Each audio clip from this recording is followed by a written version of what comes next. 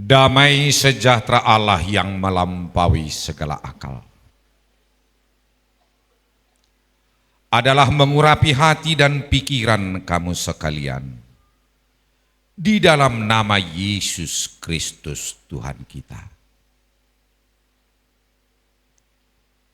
Amin. Shalom. Selamat Natal untuk kita semua. Bapak Ibu yang dikasihi oleh Tuhan, firman Tuhan untuk kita di dalam ibadah dan perayaan malam Natal hari ini diambil dari kitab Lukas pasal 2 ayatnya yang ke-8 sampai dengan ayat yang ke-14. Lukas pasal 2 ayat 8 hingga ayat yang ke-14. Di daerah itu ada gembala-gembala yang tinggal di padang menjaga kawanan ternak mereka pada waktu malam. Tiba-tiba berdirilah seorang malaikat Tuhan di dekat mereka, dan kemuliaan Tuhan bersinar meliputi mereka, dan mereka sangat ketakutan. Lalu kata malaikat itu kepada mereka, "Jangan takut, sebab sesungguhnya aku memberitakan kepadamu kesukaan besar untuk seluruh bangsa. Hari ini telah lahir bagimu juru selamat, yaitu Kristus Tuhan di kota Daud.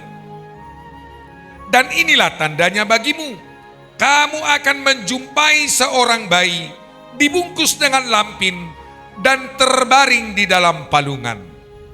Dan tiba-tiba tampaklah bersama-sama dengan malaikat itu sejumlah besar bala tentara sorga memuji Allah. Katanya, "Kemuliaan bagi Allah di tempat yang maha tinggi, dan damai sejahtera di bumi di antara manusia yang berkenan kepadanya." Demikian pembacaan firman Tuhan. Bapak Ibu yang dikasihi oleh Tuhan, kita sudah bahas nats ini waktu Natal amai tohodo tahe. Masih ingat? Nah, kalau masih ingat, saya mau tanya dulu. Siapakah yang pertama sekali merayakan Natal? Gembala? Malaikat. Yang pertama sekali merayakan Natal bukan manusia. Mari kita ingat bersama itu. Yang pertama sekali merayakan Natal adalah malaikat dan juga malaikat bala tentara sorgawi. Mereka bernyanyi, "Kemuliaan bagi Allah di tempat yang maha tinggi, dan damai sejahtera di bumi, karena Yesus sudah lahir, karena Allah sudah mau turun menjadi manusia." Dan itulah sukacita malaikat, sehingga mereka memberikan kemuliaan bagi Tuhan. Oleh karena itu, mari Bapak Ibu ingat, tradisi Natal bukan tradisi duniawi, tetapi tradisi Natal adalah tradisi sorgawi. Kalau para malaikat bernyanyi memuliakan Tuhan, memberikan kemuliaan bagi Tuhan, memuji Tuhan,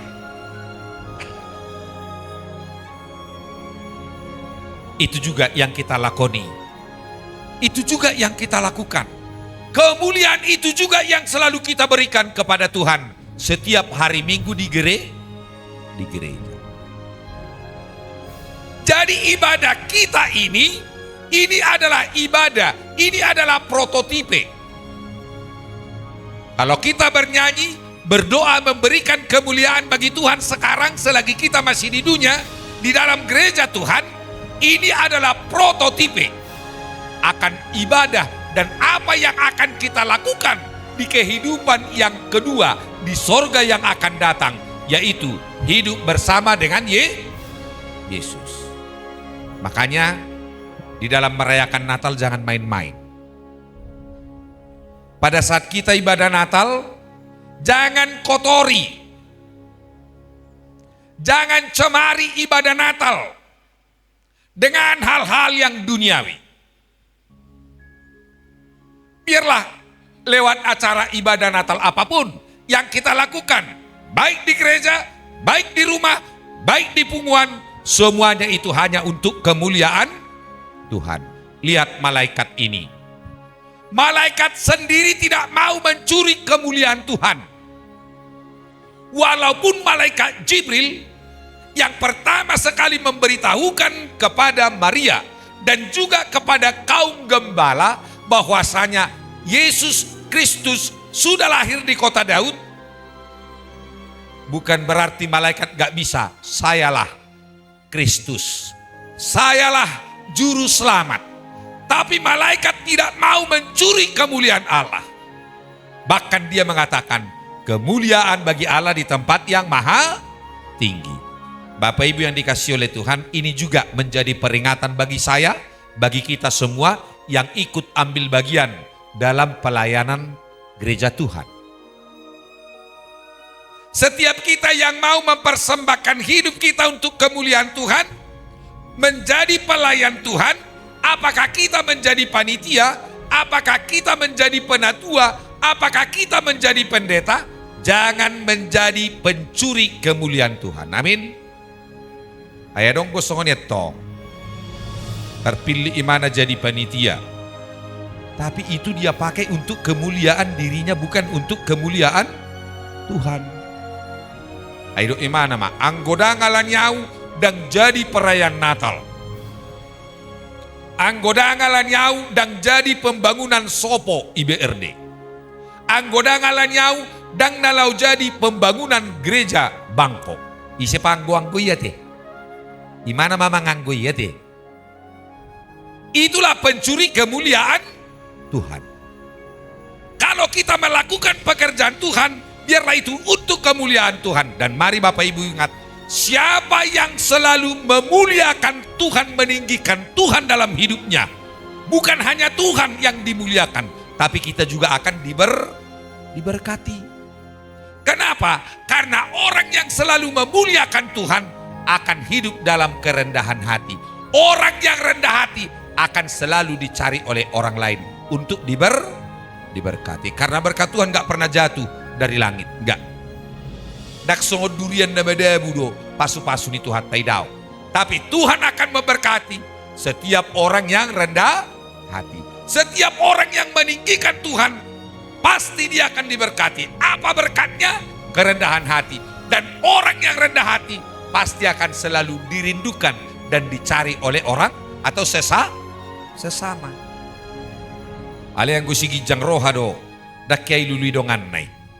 Bahkan adong madok sayunang manon-nonnya Roy. Itu kan? Sayunang manon Roy. Tapi orang yang rendah hati, bahwa dak pajupang, itor songon nadong doaha. Rasa rindu. Ale yang gutu sigi jang roha malumu ko. Aku pinang malumu na tu sigi jang roha gie pipan ditau. Pajupang dohoti pembiarau. Itu kan? Nah, setiap orang yang memberikan kemuliaan bagi Tuhan lewat setiap hidupnya, ingat, berkat yang pertama Anda terima adalah kerendahan hati. Kerendahan hati adalah tangan di mana kita siap untuk diberkati. Nah, yang berikut,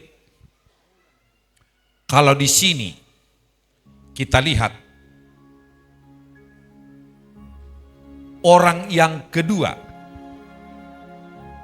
yang menjadi saksi akan Natal itu adalah kaum gembala. Sekali lagi saya akan jelaskan ini siapa ini kaum gembala. Kaum gembala adalah kasta paling rendah yang ada di Israel. Karena seseorang gembala, dia menjadi gembala kambing domba orang lain, umumnya mereka itu adalah orang-orang ceroboh.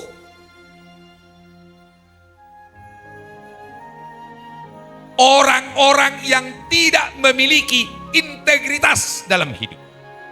Manusia ceroboh. Karena ketika seseorang terlilit hutang dan tidak mampu bayar hutangnya, maka dia statusnya akan diubah dari orang merdeka menjadi budak. Tugasnya adalah menjadi gembala. Parmahan. Yang dia gembalakan bukan dombanya Manginang. Yang dia gembalakan adalah domba tuannya. Gak ada upah. Statusnya tidak akan pernah berubah lagi menjadi orang merdeka. Bahkan anak cucunya pun sudah ikut menyandang status sebagai budak. Jadi tidak ada alasan. Tidak adalah alasan untuk bisa merdeka kalau dia sudah menyandang predikat sebagai gembala. Nangadong dalam malua. Anak cucunya pun pasti akan menjadi budak. Tapi Jibril, Allah memerintahkan kepada Jibril. Jibril kasih tahu sama orang gembala, sama manusia ceroboh, sama orang-orang yang tidak pernah mencintai dirinya dan tidak pernah mencintai Tuhannya, bahwasanya juru selamat sudah lahir. Makanya Jibril pertama sekali menyatakan kepada malaikat, jangan takut. Sebab aku datang membawa berita kesukaan besar bagi seluruh bangsa. Hari ini telah lahir bagimu juru selamat di kota Daud. Artinya apa? Yesus bisa mengubah setiap manusia. Apa yang tidak mungkin bagi manusia, itu mungkin bagi Yesus. Yesus mampu mengubah status semua manusia. Yang miskin bisa jadi kaya, yang kaya bisa jadi miskin. Amin. Yang lemah bisa jadi kuat, yang hina juga bisa dimuliakan. Saya percaya firman ini sudah digenapi dalam hidup saya. Kenapa? Mungkin kalau kalian kenal saya dulu, kalian pasti heran. Bapak Ibu pasti heran. Kok bisa ya si John Sion ini jadi pendeta? Saya anak kampung loh. Anak kampung. Asli PH3, artinya PH3. Parhuta hian. Umur 3 tahun saya belum pakai celana. Saya sekolah SD kelas 3 belum pakai sepatu, belum pakai seragam. Adong kopi nasaru pada tahu? Adong. Saya masih ingat. Pertama sekali saya merayakan Natal, saya belum sekolah. Dan saya dibaptis tepat pada tanggal 25 Desember. Dan disitulah nama saya diubah. Aslinya nama saya Jalela. Itu dari yang buat nama saya itu seorang guru agama Muslim. Karena bapakku dulu Muslim. Orang Batak kan gak tahu bilang Syahlia. Lalu dipanggillah saya Jalela. Tapi begitu saya baptis, nama saya diubah jadi John Sion. Keren gak? Parhuta-huta jadi pendeta. Saya udah keliling Indonesia. Bahkan sampai ke luar negeri. Siapa sih saya ini? Isyahurah. Saya orang kecil, orang yang hina, yang tidak pernah diperhitungkan. Bahkan di kampung saya pun, saya pernah dihina oleh saudara saya sendiri. Saya tidak perlu kasih tahu bagaimana cara dia menghina. Bahkan saya dianggap lebih hina dari hewan. Puji Tuhan, status saya, hidup saya diubah oleh Kristus. Jadi udah ngadok kita merasa kecil hati. Orang Kristen tidak perlu minder. Gak boleh. Siapa yang memuliakan Tuhan juga akan permuliakan. Tuhan bisa ubah semua. Mari kesukaan besar bagi seluruh bangsa. Artinya Tuhan kita Yesus bukan hanya Tuhan orang Kristen. Dia Tuhan semua agama. Dia Tuhan semua agama. Kenapa?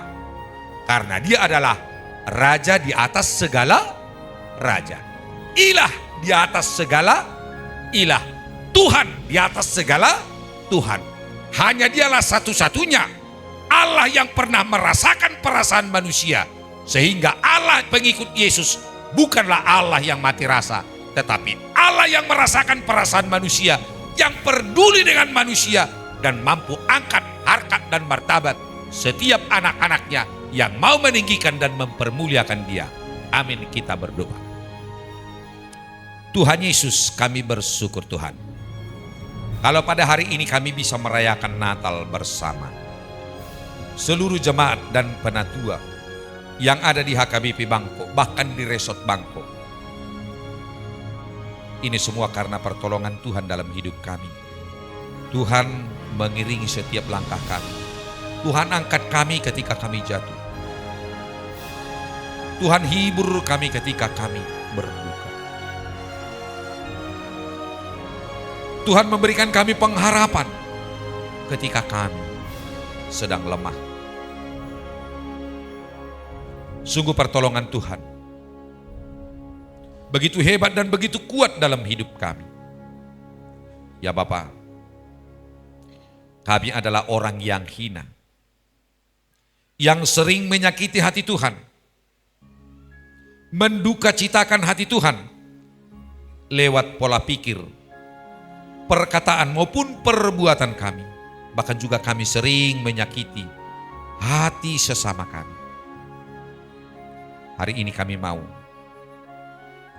Tuhan angkat kami. Tuhan pulihkan kami dari keberdosaan kami. Tuhan, Engkau berfirman lewat malaikat-Mu kepada para kaum gembala. Jangan takut. Sungguh Bapa, di dalam perjalanan kehidupan kami sering mengalami ketakutan, kecemasan. Terlebih buat para generasi muda gereja-Mu. Mereka cemas akan pekerjaan. Mereka cemas akan masa depan. Tapi kami percaya Engkau adalah Allah yang Maha Kuasa. Bagimu Tuhan tidak ada yang mustahil. Ingatkan kami semua, supaya di dalam hari-hari kehidupan kami sama seperti malaikat surgawi yang senantiasa meninggikan dan memberikan kemuliaan bagi Tuhan. Karena pada saat kami meninggikan dan memuliakan Tuhan, kami juga akan dipermuliakan. Dan kami juga akan memiliki kerendahan hati yang menjadi sumber berkat di dalam kehidupan kami. Bapa Surgawi, Bapa yang baik, kami juga berdoa buat saudara-saudara kami yang tidak bisa merayakan Natal pada malam hari ini bersama-sama dengan kami, bersama dengan keluarga, oleh karena alasan pekerjaan atau dengan alasan apapun. Biarlah di dalam kesendirian, di dalam keterbatasan mereka, Tuhan juga lawat mereka. Tuhan juga lahir di dalam hati mereka. Tuhan Yesus, ajar kami Tuhan, supaya di dalam setiap perayaan Natal kami senantiasa sadar dan senantiasa tahu bahwasanya Natal ini adalah bukan tradisi manusia biasa, tapi ini adalah tradisi sorgawi sebagai prototipe akan kehidupan kami yang akan datang di sorga yang Engkau janjikan dan sudah sediakan. Bahwasanya di sorga kelak kami juga akan senantiasa memuliakan Tuhan lewat nyanyian, doa dan pujian kami. Besok Tuhan, kami juga akan merayakan Natal bersama di tempat ini. Dan juga gereja-Mu akan melayankan sakramen baptisan kudus, dan perjamuan kudus. Tuhan, biarlah Engkau turut campur tangan, supaya lewat sakramen yang akan kami terima besok, Tuhan menyucikan kami, Tuhan mengampuni dosa kami, dan Tuhan semakin melayakkan kami di hadirat. Malam hari ini kami serahkan tubuh, roh, dan jiwa kami hanya ke dalam tangan-Mu. Dalam Kristus Yesus kami berdoa. Amin.